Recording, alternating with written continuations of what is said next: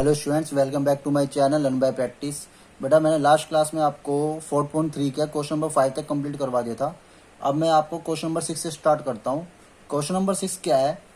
इसका first part, question number 6 का exercise 4.3 का class 9th। If the work done by body on the application of constant force is directly proportional to the distance travel by a body, express this in the form of equation two variable.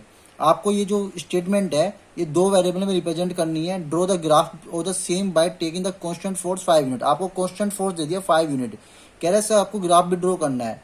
सबसे पहले कह रहा है also did from the graph find the work done when the distance 2 unit and 0 unit. First part में 2 unit के लिए find करना है, सेकंड पार्ट में 0 यूनिट के लिए फाइंड करना है ग्राफ को रीड करके। पहले इस स्टेटमेंट को बनाते हैं, इस स्टेटमेंट को कन्वर्ट करते हैं लीनियर इक्वेशन टू वेरिएबल में। आपने साइंस में एक फॉर्मूला पढ़ा था, work is equal to force into displacement. Class 9th में आपको साइंस में पढ़ाया जाएगा ये चैप्टर। आपको जो मोशन वाला जब चैप्टर है, फोर्स एंड लो मोशन, उस चैप्टर में ये फॉर्मूला है, work is equal to force into displacement. Okay, हम क्या करते हैं, वर्क को y एज्यूम कर लेते हैं और डिस्टेंस को x एज्यूम कर लेते हैं, तो इक्वेशन बन जाएगी y equal to f x. ठीक है, क्योंकि यही कह रहा है कि work done by a body on application of constant force and work done y is directly proportional to the distance travel. Work directly proportional to the distance travel के, तो यही फॉर्मूला बन के आएगा कि y directly proportional to the x और force is a constant, तो y is equal to हो गया एफ एक्स। और आपको कांस्टेंट फोर्स की वैल्यू दे दी 5 यूनिट, तो आप फोर्स को क्या कर दोगे, y 5 पुट कर लोगे, तो इक्वेशन बन गई y is equal to 5x। Is it clear बेटा? आई होप आपको समझ में आया होगा यहाँ तक कि वर्क का फॉर्मूला है फोर्स इंटू डिस्प्लेसमेंट।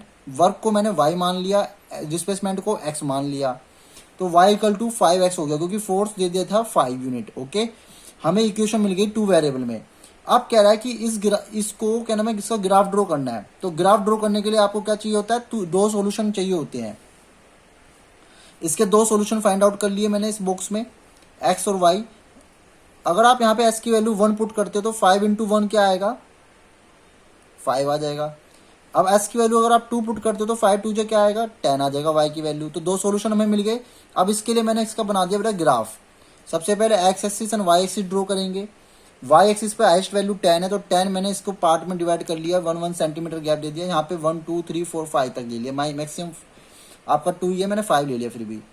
तो x 1 है, y 5 है, तो s की वैल्यू 1 और y की बिल्कुल स्ट्रेट में लाइन पे चले जाओ, ये बिल्कुल स्ट्रेट पे जाएंगे तो ये 1 है, x तो 1 है,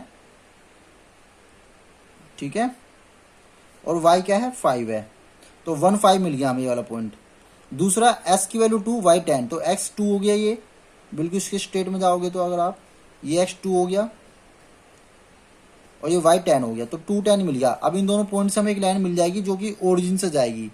ठीक है, बिल्कुल एक सीधी स्ट्रेट लाइन ड्रॉ कर लेंगे। अब ये क्या कह रहा था आगे question, also read from graph find the work. आपको वर्क मतलब y निकालना है, डिस्टेंस जब 2 यूनिट हो, तो यहाँ पे सीधा ग्राफ रीड करो। s की वैल्यू अगर 2 है तो y क्या आ जाएगा, 10। अगर s की वैल्यू 0 है तो 0 अगर s की वैल्यू होगी तो y हमें क्या मिल जाएगा, 0। तो अगर s की वैल्यू 0 है तो y 0, s की वैल्यू 2 है तो y 10। तो हमें ग्राफ से वैल्यू भी मिल गई। ठीक है, अब आ जाओ क्वेश्चन नंबर 7 पे। क्वेश्चन नंबर 7 है, यामिनी एंड फातिमा 2 स्टूडेंट्स है, क्लास 9th की, एक स्कूल में पढ़ती हैं। Together contribute 100 rupees toward the prime minister of the relief fund earthquake victims. ये कह रहा है अर्थक्वेक में जो विक्टिम्स हैं उनकी मदद करने के लिए प्राइम मिनिस्टर के रिलीफ फंड में 100 रुपीज दोनों मिलके सबमिट करते हैं, कंट्रीब्यूट करते हैं। तो अगर दोनों मिलके 100 रुपीज देते हैं क्लास 9th के स्टूडेंट, तो सपोज करो यामिनी ने x रुपीज दिए, फातिमा ने y रुपीज दिए, दोनों मिला के कितने देंगे, 100।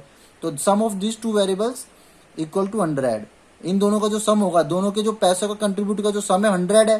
तो सपोज हमें नहीं पता यामिनी ने कितने करे, फातिमा ने कितने करे, तो यामिनी ने x करे और फातिमा ने y करे, तो दोनों का सम क्या आ गया, 100 आ गया।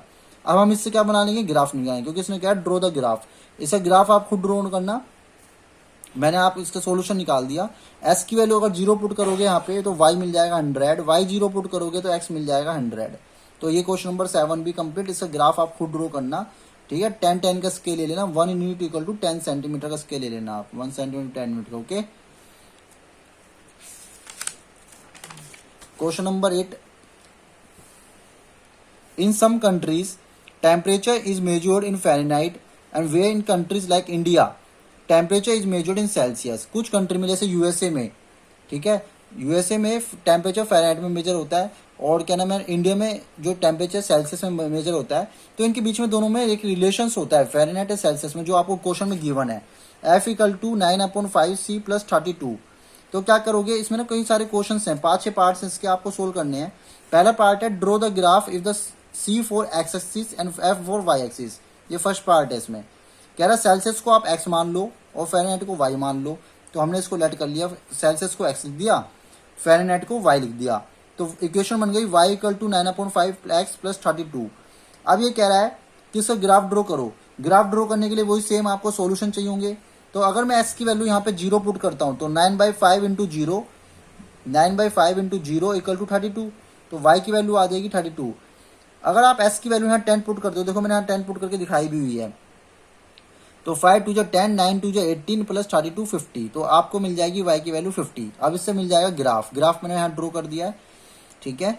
s यहाँ पे 10 के लिए लो, दोनों एक्सिस पे, x पे भी और y पे भी। तो 0, 32, s की वैल्यू 0, y 32, y एक्सिस पे आएगा पॉइंट, और 10 और 50 दोनों को ज्वाइन कर देंगे। s की वैल्यू 10, y की 50, दोनों को ज्वाइन कर देंगे, तो ये हमें ग्राफ मिल गया। पहला क्वेश्चन, पहला पार्ट इज कंप्लीट। अब सेकंड पार्ट पे आ जाओ। कह रहा टेम्परेचर अगर 30 डिग्री सेल्सियस है तो टेम्परेचर क्या होगा फ़ारेनहाइट में। तो यहाँ पे आ जाओ। अगर टेम्परेचर s की वैल्यू आपको दी थी 30, क्योंकि हमने s क्या माना था, सेल्सियस माना हुआ है। तो अगर s की वैल्यू आपको दे दी 30 तो y की वैल्यू पूछ रहा है। तो फॉर्मूले में पुट कर दो जो आपको दिया हुआ है, लीनियर इक्वेशन 9/5 × x + 32। s की वैल्यू 30 पुट करो, 5 × 6 = 30, 9 × 6 = 54 + 32 = 86 फ़ारेनहाइट। ओके। अब कह रहा है थर्ड पार्ट में, अगर फ़ारेनहाइट की वैल्यू 95 है तो सेल्सियस क्या होगा। तो फ़ारेनहाइट हमने माना था y को, तो वहाँ पे पुट करो, f की जगह 95, c हमें निकालना है। तो 32 इधर आ जाएगा माइनस में, तो ये हो गया 63। 9 डिवाइड में 5 मल्टीप्लाई में सेल्सियस की वैल्यू आ गई 35। फोर्थ पार्ट में कह रहा है अगर x 0 है तो फ़ारेनहाइट क्या होगा, सेल्सियस 0 है मतलब, तो फ़ारेनहाइट क्या होगा। तो 0 पुट कर दो, 32 होगा। अगर फ़ारेनहाइट 0 है तो x क्या होगा, मतलब कि सॉरी फ़ारेनहाइट क्या होगा, सॉरी सेल्सियस क्या होगा। फ़ारेनहाइट 0 है तो सेल्सियस क्या होगा। फ़ारेनहाइट की वैल्यू 0 पुट करो, 9/5 C + 32 इधर आ जाएगा माइनस में, तो 5 ऊपर डिवाइड मल्टीप्लाई में 9 डिवाइड में, तो ये आपका आएगा -160/9 डिग्री सेल्सियस। तो -160 डिग्री/9 आ गया सेल्सियस, ठीक है। तो अब क्वेश्चन नंबर है, सॉरी इसका फिफ्थ पार्ट है। इसमें फिफ्थ पार्ट में ये दिया हुआ है कोई ऐसा टेम्परेचर है, is there in temperature in which at which the Fahrenheit and Celsius will be equal, जिसमें फ़ारेनहाइट और सेल्सियस जो होंगे आर इक्वल होंगे। तो हमने क्या कर रखा था, f को मान रखा था y और c को मान रखा था x। तो y = 9/5 x = 30 + 32। हमें ये कह रहा है कि फ़ारेनहाइट और सेल्सियस किस वैल्यू पे इक्वल होंगे। तो मैं ये दोनों को इक्वल मान के चलता हूँ, y = x मान लिया, तो s की जगह में s की जगह में y ले सकता हूँ। तो अब ये 9/5 इधर आ जाएगा माइनस में, यहाँ से इधर आ गया, एलसीएम ले लिया, तो ये क्या आ गया, -4y/5 = 32 आ गया, -4y, 5 इधर आ गया मल्टीप्लाई में, तो 160 डिग्री हो गया। तो 4 डिवाइड में तो ये हो गया y = -40 आ गया। तो मतलब y -40 डिग्री सेल्सियस या फ़ारेनहाइट ऐसी चीज, -40 ऐसी वैल्यू है जिसपे y और x, मतलब कि y फ़ारेनहाइट और सेल्सियस दोनों हो टेम्परेचर इक्वल होंगे -40 डिग्री पे। Is it clear? Okay, exercise 4.3 is complete.